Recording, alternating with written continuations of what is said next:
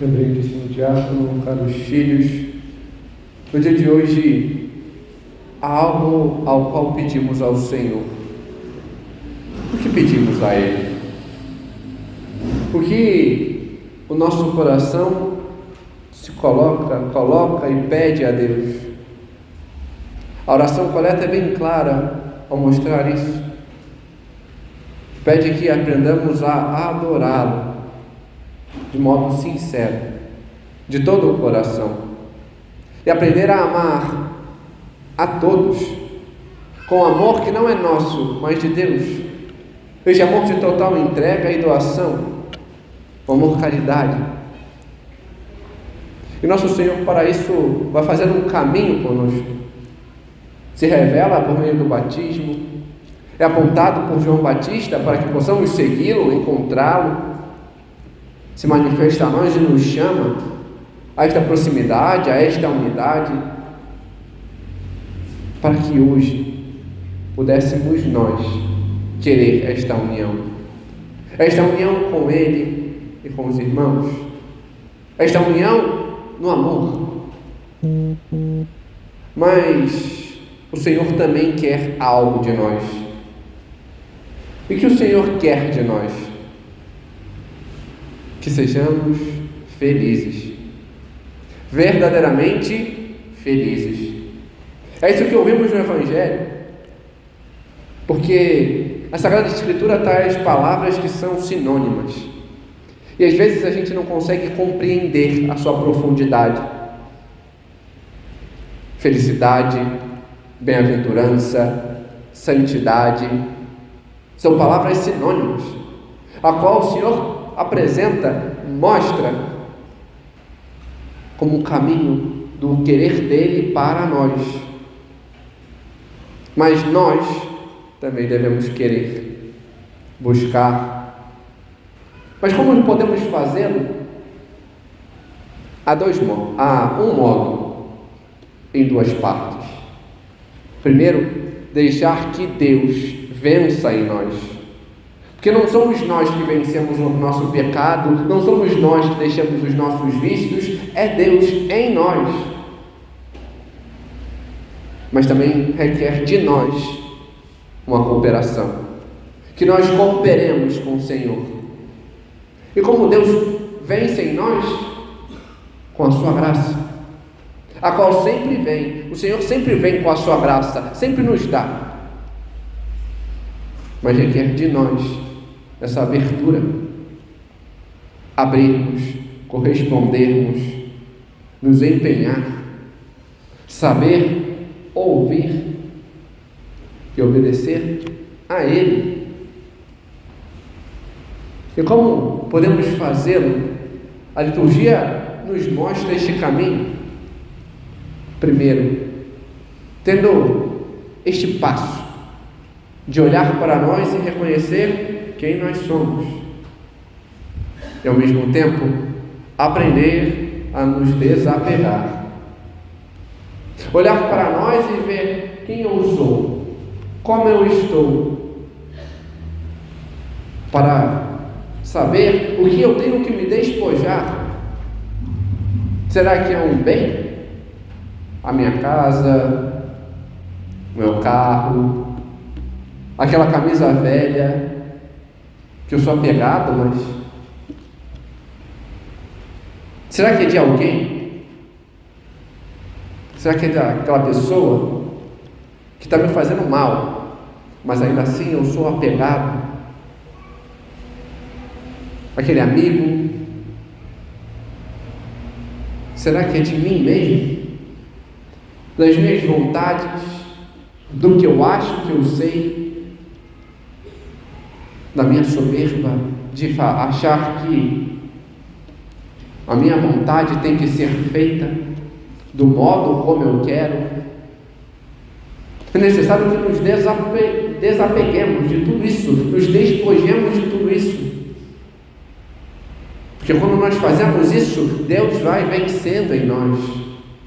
E aí entendemos que em meio às nossas opressões, o Senhor faz a justiça e nos dá aquilo que precisamos. Em meio à nossa fome, o Senhor vem e nos sacia. Em meio às nossas prisões, os nossos vícios, os nossos pecados, o Senhor vem e nos liberta. Em meio à nossa cegueira, o Senhor vem e abre os nossos olhos para que possamos ver a luz da sua verdade. Em meio às nossas quedas, o Senhor está ali para nos levantar, porque nós nos abrimos a Ele, e assim o Senhor vai vencendo em nós. Eis a lição que o Salmo nos traz e que não basta ser lida, tem que ser mais, tem que ser rezada, tem que ser buscada, tem que ser crida, tem que ser vivenciada. Porque quando a gente fica como mais um que senta, esquenta o banco, mas que está com o coração no mundo, a gente só vai encontrar uma coisa. São Paulo é bem claro ao mostrar que só uma coisa conseguimos com o mundo: frustração. Porque para o mundo nós somos estúpidos, insensatos. O mundo nos recebe com desprezo, com calúnias, com fofocas. Para o mundo somos mera coisa, meros objetos, um mero número, algo sem valor. Somos fracos. Bom, mas apesar de se nos deparar com a realidade e vermos que somos tudo isso, ainda assim Deus nos recebe. Deus vê a nossa realidade, a nossa miséria, e apesar da nossa estupidez, da nossa falta de conhecimento, da nossa miséria, da nossa fraqueza, da nossa inutilidade, ainda assim o Senhor nos escolhe, nos chama. E o Senhor é bem claro quando fala a nós por meio de São Paulo, na carta aos Coríntios, que ouvimos na segunda leitura. Ele tem um propósito. Ele escolhe a nós estúpidos para confundir os sábios, escolhe a nós fracos para confundir os fortes, escolhe a nós desprezados para mostrar a inutilidade daqueles que se acham muito importantes. Mas o Senhor só consegue vencer em nós e mostrar tudo isso ao mundo, a sua luz ao mundo, por meio de nós, quando nós nos abrimos. É necessário que nós nos abramos, que nós correspondamos ao Senhor, porque a sua graça Ele sempre nos dá. Requer de nós esta correspondência na verdade, na humildade, no estar com Ele. Saber colocar em Deus, não nas coisas nem no mundo, mas em Deus, a nossa esperança. Porque só assim seremos verdadeiramente felizes e saberemos viver de modo pleno, sendo pobres, desapegados das coisas, das pessoas, da nossa imagem, para receber de Deus aquele que é a riqueza verdadeira, o reino dos céus. Para que, em meio às nossas aflições, às nossas angústias, às tribulações, possamos receber de Deus o consolo.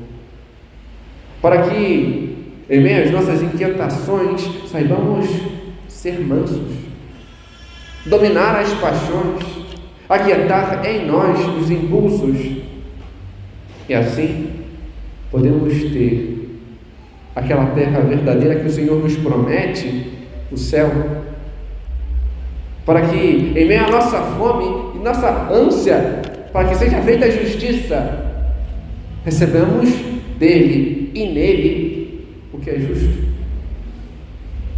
para que, diante da pureza do nosso coração, de querer não objetificar as pessoas, colocar tudo ao meu dispor para o meu prazer, mas ter uma visão límpida eu possa ver o querer de Deus, e assim possa eu ver a Deus, para que em meio às tribulações e agitações eu possa estar nele. Eis o que é a paz: estar em Deus, mesmo que em meio à guerra. E aí sim, seremos verdadeiramente chamados filhos de Deus. Eis o que é a felicidade: é estar em Deus, é ser de Deus. E apesar das tribulações, das humilhações, poder nos alegrar, fazer aquilo que o Senhor nos ensina. Quando te injuriarem, te caluniarem, te humilharem, se alegra, exulta, porque aí, verdadeiramente, você vai receber aquela que é a grande alegria, o ter a Deus, o ter esta grandiosa recompensa no céu. Bastamos ver o grandioso exemplo que o Senhor nos dá, a Virgem Maria. Ela por tudo isso passou. Ela foi inteiramente mansa, ainda que tivesse fome de justiça. Teve o olhar mais puro, apesar das tribulações, apesar dos sofrimentos, apesar das angústias, apesar das calúnias. Tudo, em tudo, buscou a Deus, e por isso foi assunta ao céu, e é a Senhora dos Anjos, a Rainha de toda a criação. Eis o que ela nos chama a fazer. Ela, a nossa mãe, nos chama a imitá-la, para verdadeiramente podermos dizer aquilo que São Paulo nos ensina, a nos gloriar no Senhor, como ela fez, porque Ele é nossa sabedoria, justiça, santificação e libertação. Glória ao Pai, ao Filho e ao Espírito Santo,